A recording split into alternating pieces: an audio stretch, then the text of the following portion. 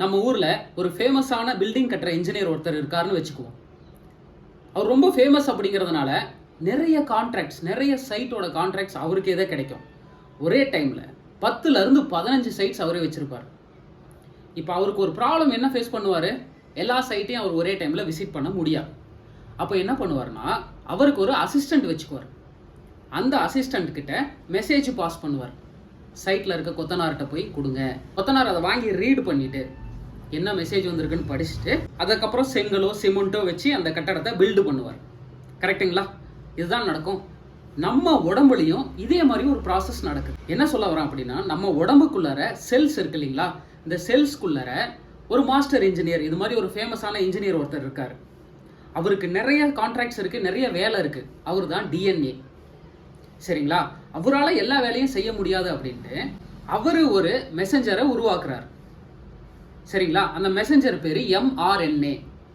அந்த messenger RNA கிட்ட இன்ஃபர்மேஷனை கொடுத்து அனுப்பிச்சு விட்றாரு. mRNA எடுத்துட்டு போறார். எங்க போறார் அப்படின்னா, நம்ம கொத்தனார்கிட்ட போறார். யார் அந்த கொத்தனார்? அந்த கொத்தனார் தான் ரிபோசோம்ஸ்.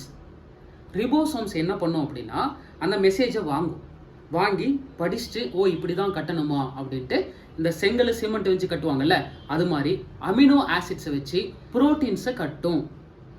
ரிபோசோம்ஸ் வேலை என்ன? அமினோ ஆசிட்ஸ் வச்சு புரோட்டீன்ஸை கட்டும். அதுக்கான இன்ஃபர்மேஷன் யார் கொண்டு வந்தா? mRNA கொண்டு வராங்க. mRNAவை யார் உருவாக்குனா? டிஎன்ஏ உருவாக்குறாரு.